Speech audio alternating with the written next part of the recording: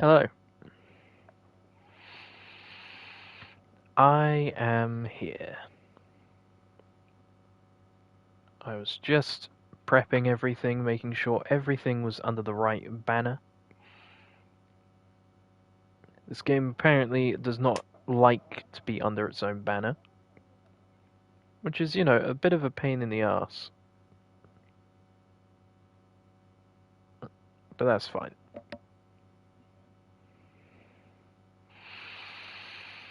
Okay. So let's do a quick little recap. We are in a school and we're doing poetry and shit in the literature club at the Doki school, whatever the fuck.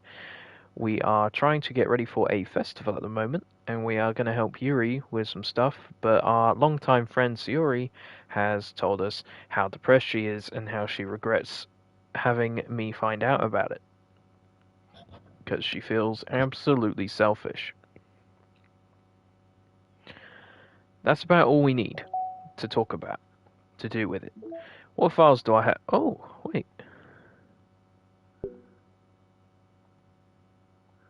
Huh? What the fuck are all these files?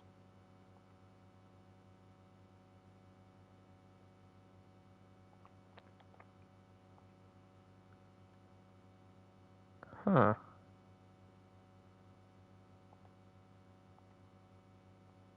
Oh, what the fuck?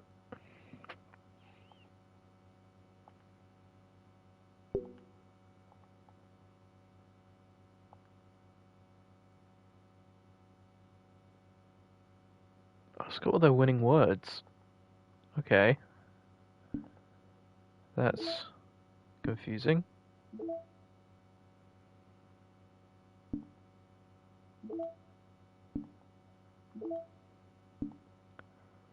Okay.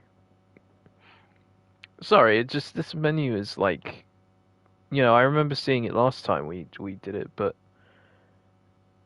I wasn't properly paying attention. All right.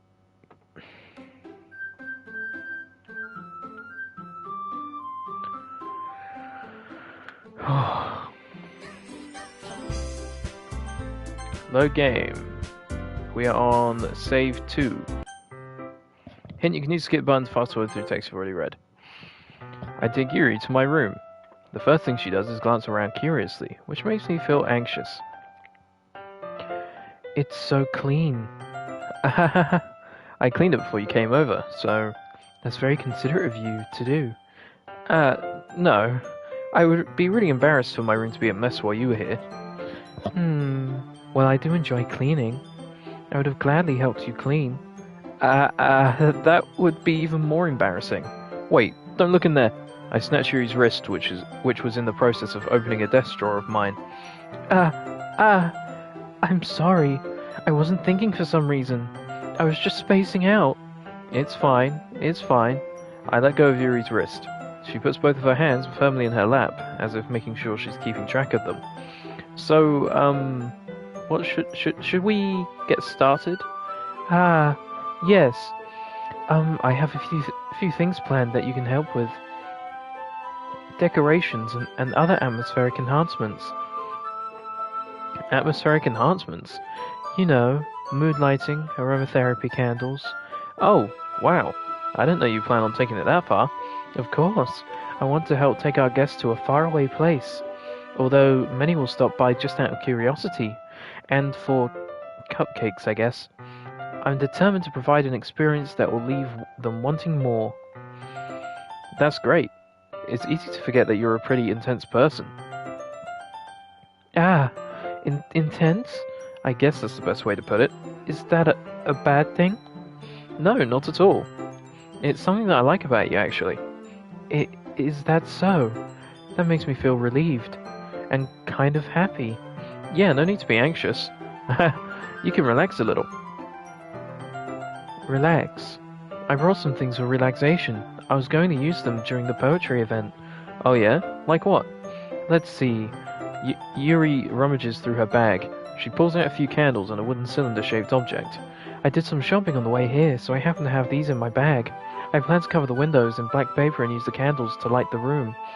I think that would be amazing, don't you? Yeah, that would be really neat. What's that wooden thing, though? Oh, this? It's a diffuser for essential oils. How familiar are you with aromatherapy? Not familiar at all. Ah, is that so? It's one of my favorite contributors to a positive atmosphere. Depending on the oils or herbs you choose, you can change the mood of the air itself. You can even feel it permeate through your body.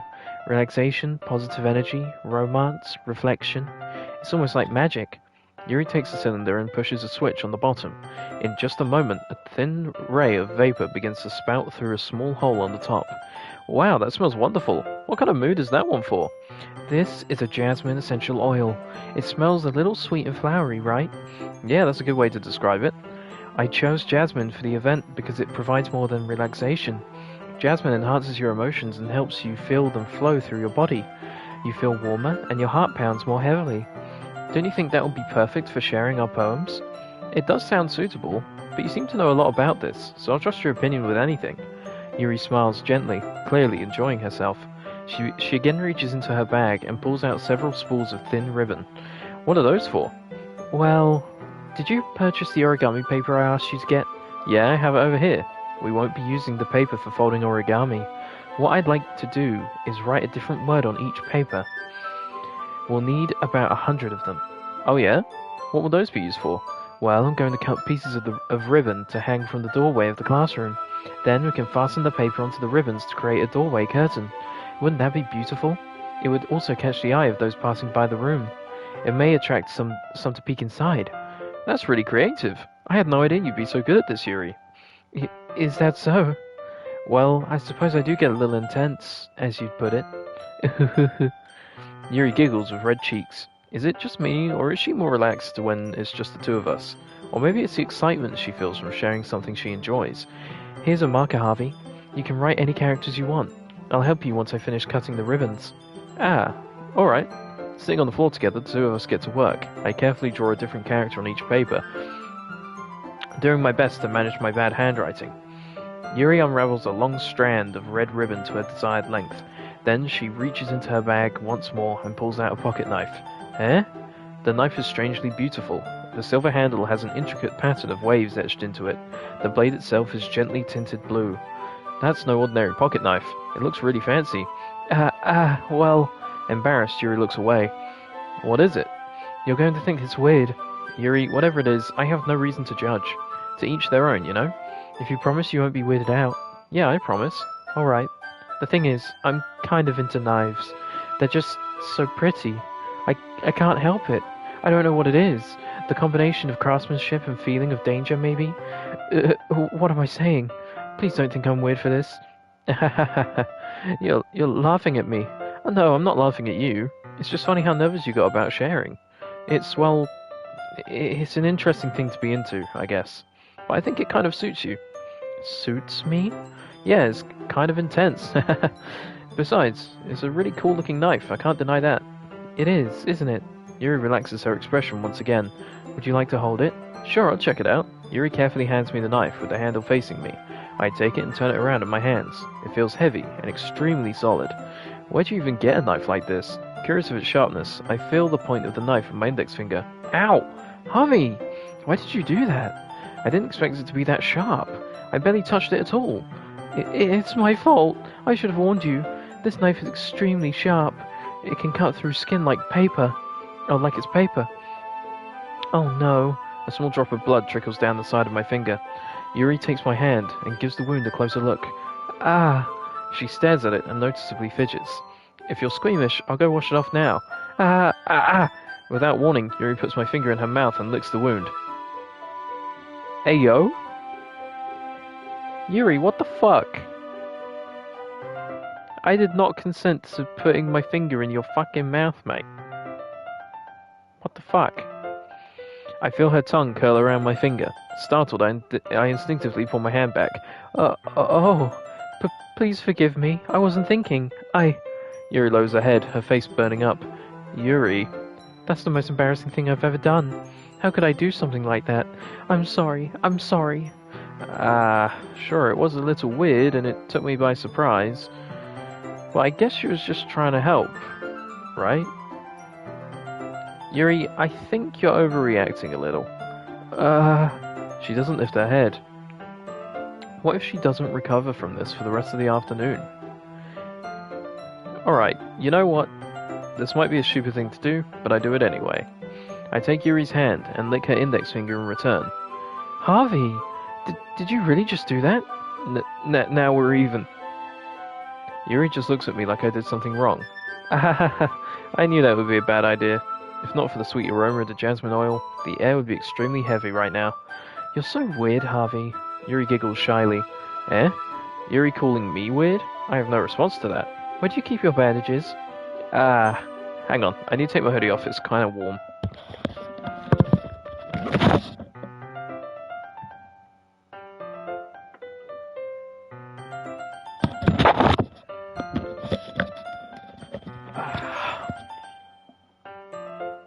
There you go. Oh, shit, I forgot I was in the pause menu. I don't think I need one, actually. It was a tiny cut. Look, it already stopped bleeding. I see. That's relieving. The tension is quickly lifted. We each resume our respective activities. I watch Yuri's knife cut through the ribbon like it's nothing but air. Meanwhile, I continue to make progress on the paper. After we finish attaching the paper to the ribbons, we lay them all out side by side. It looks better than I expected, and will be very effective as a door curtain. It looks great. Good thinking coming up with this, Yuri. Thanks. It's just something I saw online, really. Are you ready to move on to the next task? Yeah, let's do it. What do you have in mind? I'd like to create a banner. That's why I asked you to buy the paint tablets. That's right. One of the items Yuri had asked me to buy was a kit of watercolor paint tablets. We'll need about 6 cups of water to put each of the tablets in. Do you mind fetching those for us? Of course not. 6 cups of water. I'll be right back in a minute. Thank you very much. Oh, and just a little bit of water is okay. If you feel the cup's too much, it'll be too diluted. Taking Yuri's advice, I decide to use small plastic bathroom cups rather than full-size glasses. I put them on a plate to catch any paint that drips, then bring it back into my room. Yuri? Yes? I come in to see Yuri quickly unrolling her sleeve, pulling it back over her arm. Nothing. Your face is a little red. Is it too hot in here or something, or anything? No, not at all. There's nothing wrong, so let's mix the paint. Yuri hurriedly dismisses me and takes it upon herself to unwrap the tablets, dropping them into the cups. So, I thought we would do something simple that would look very nice. I'd like to paint a gradient across the banner, starting with the colours for sunrise, then daytime, then sunset and nighttime. Once it dries, I'll write an inspirational quote across the banner. We can hang it on the wall behind the podium at the front of the classroom. Neat.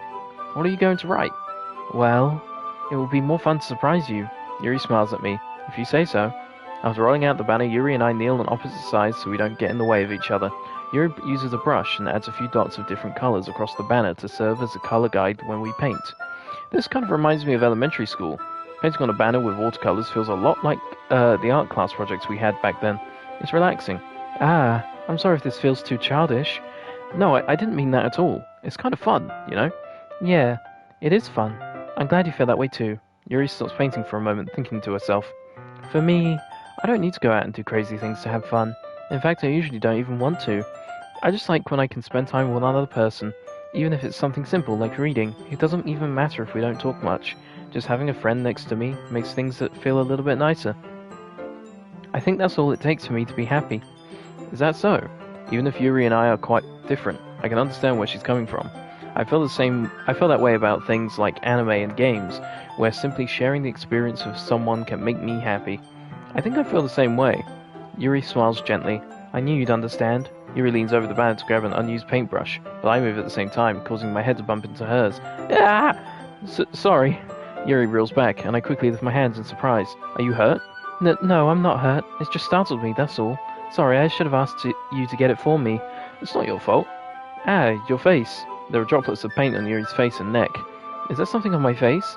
Yeah, I accidentally got paint on you. Sorry, it's totally my fault. I'll get a towel right away. I rush out and fetch a small towel, and I dampen it with hot water. I return to my room and kneel back down in front of her. Here, I pat down Yuri's face and neck with the towel. Is something wrong? It's hot. I just didn't expect it. Sorry. I didn't want to use cold water. Having finished, I start to retract my hand, but Yuri suddenly holds my wrist. Wait, Eh? Just for a little longer. It feels really nice. Ah. I keep my hand still against Yuri's neck. She looks into my eyes. It's an intense expression that I recognize from when she reads her books, almost as if she's lost in a daze, enveloped by her own thoughts. She breathes gently, half through slightly parted lips. What is happening? Is it the aroma of the jasmine oil giving me this dizzy feeling? Yuri's gentle fingers, wrapped around my wrist, send a tingling sensation through my arm, and suddenly her face seems to be much closer to mine than it was just a moment ago. Ah, Yuri slowly pulls away. Sorry, I've been feeling a little lightheaded today. I didn't mean to space out. It's fine. The moment is over as soon as it began. Yuri picks up her brush again, but her movements seem clumsier, like she's unable to focus. I remain silent, forced to ignore the event that just transpired. I hesitantly retrieve my own brush and continue following Yuri's example. I need a drink.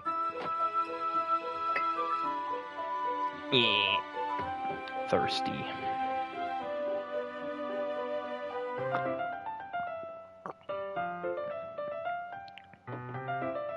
That should do it. Oh shit, I spilled water on my controller. I finished filling the night sky with white dots that look like stars. Looking at the banner as a whole, it's very pretty and natural looking. I think it came out better than I expected. I'm really happy with the results. Yeah, me too. Are you going to add the lettering now? Not yet. It needs to dry first. That's true. Won't that take a while? Well, perhaps it would be best to leave it here, then have you bring it in the morning. I can do the lettering in the classroom before our event starts. Is that okay? That's totally fine. Wonderful. In that case, I don't think there's anything more for us to do here. Phew. You say that like you're glad it's over. Was I wrong to assume you were at least enjoying yourself a little bit? No, it's not that. I'm just glad that we managed to get everything done. I see. I am too. I was a little concerned about time. I need to start making dinner soon. Ah, so you don't have any time left? I was secretly hoping we'd have extra time after finishing the work. Well... Yuri thinks to herself. I think it would be too irresponsible of me to wait much longer. I'm sorry. I was hoping there would be more time as well. It's probably my fault. Sorry for being such a slow worker. No, it's not your fault at all. And the important thing is that we got everything done, right? Yeah. So, I shouldn't be disappointed, or anything. Gathering all her things, Yuri seems to look a little downcast. I understand why. Ugh. It sounds like she rarely gets the opportunity to spend time with friends in a relaxed environment. But that doesn't mean this is the last time it can happen. Once Yuri packs up, I walk her out the front door. Thank you very much for having me today. No problem. I'm glad I was able to help. Just let me know if there's anything else you need me to bring tomorrow. I will. Well then, Yuri fidgets. I guess I'll see you tomorrow.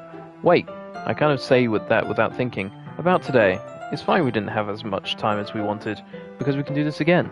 Whenever you want, you can come over, or we can go out somewhere. I forgot you don't like going out much. As I stumble over my words, Yuri simply smiles bashfully. Anyway, you know what I'm trying to say, so... You're very thoughtful, Harvey. Yuri takes a step closer to me, then briefly squeezes my hand. Oh my god, get away from me. I kind of like that about you. Well, how am I supposed to respond to that? But I don't even get a chance to... as Yuri suddenly pulls back. Sayori? Eh?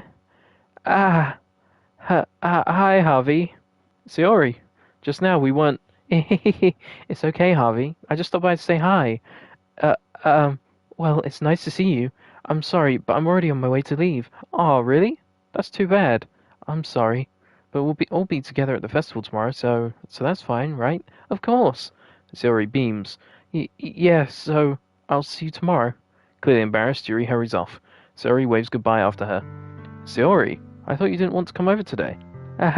Well, I tried staying in my room, but my imagination was being really mean to me, so I had to come here and see it for myself. See what? What are you talking about? You know, how much fun you were having with Yuri, and how close you got to her. It makes me really happy that you've made such good friends. That's all that matters to me. Tears start to fall down Sayori's face. That's all that matters to me. Hey, Raoul, this is a game that is apparently a psychological horror game. And I'm just not at the psychological horror thing yet. This was voted on in the fucking Discord. I put a thing up, either this or Dead Space, and this got voted. Even Jamie voted for it. So, eh. Nah, Dead Space was the other option.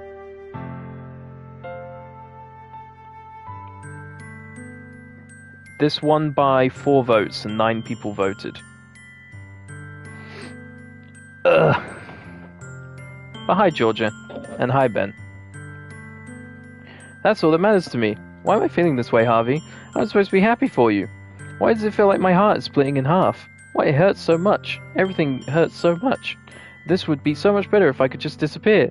Sorry, don't say that. It's true, Harvey. If I wasn't here, then you wouldn't have to waste sympathy on me. You wouldn't have to put up with me being selfish. Monica was right. I should just... Wait, what? Monica? Monica was right about what? Sorry? What I said before was true. I'm not going to let this continue. Caring about you like this isn't the burden your mind is making out to be. It's something that makes me happy. It's something that I wouldn't trade for anything else. So even if it takes an entire lifetime, I'm going to be by your side until you don't feel any more pain. Hi, Jamie. Egg. How you doing? Hope you guys are having fun. But... Sari looks away. I put a hand on her shoulder to reassure her. I'm scared, Harvey. I'm really scared. What are you scared of, Sari? I'm scared that I might like you more than you like me. Sari? It's true, isn't it? I was weak and started to like you too much. I did this to myself. Harvey? Harvey, I like you so much that I want to die. That's how I feel. And... That's enough, Sari. I don't want you to hurt anymore. I slide my hand down Sari's arm and squeeze her hand in my own. Do you remember how I said I always know what's best for you? Do you still believe me? Wordlessly, Sari nods. Even if you don't understand all of your own feelings, I know what you need the most right now. And that's what I'm going to give to you. Oh god, don't give me a fucking choice. Don't give me a fucking choice. At this moment, I feel like there's gonna be fucking consequences. Ah, fuck. I don't want choices. Oh, fuck. Are you friend zone? I don't want to friend zone. I feel like something is really bad. I am actually considering just doing love you because they seem like a really good person, and you know, fuck it. I love you. Eh? Those are my true feelings. So there's no way you could like me more than I like you. I should have realized it sooner. But spending time with everyone at the club, making new friends, and having fun with you every day, it helps realize that you are truly the most important person to me. Haha, funny, Ben.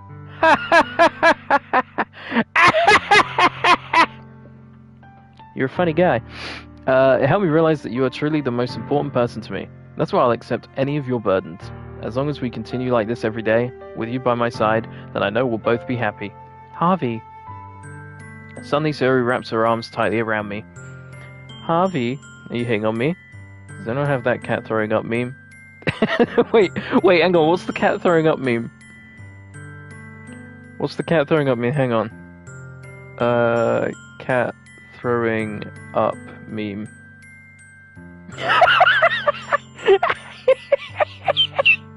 Okay, that's perfect. Harvey, is this really okay? Yeah. I hold Sarah in my arms and pull her closer. You'll never have to let go of me again. I love you, Harvey. I want to be with you forever. Me too. I feel Sari's grip around me weaken a little bit. What is this? Sari? I'm supposed to be happy right now. I always thought this would be the happiest moment for me. But why? Even now? Why won't the rain clouds go away? They're not going away at all, Harvey. It's okay, Sari. It might take some time for things to get better again, but no matter how long it takes, I'll be there every step of the way. That's all that matters right now. Okay. I trust you. Sari and I slowly release each other. So, I guess that makes the festival tomorrow our first date, huh? What are you saying? I don't want to think about those things, you know? I want everything to be the same as it always has been, even if we really are a couple. I don't know if I could handle anything more right now. It's really new and scary to me. I understand. We'll go at whatever pace suits you best. Hey, Harvey. Sari gazes at me once again, smiling sadly. Even if I get really, really sad, this is the best thing for me, right? Eh? I don't really understand what Sari means by that. Are you saying that this is making you feel sad, Sari?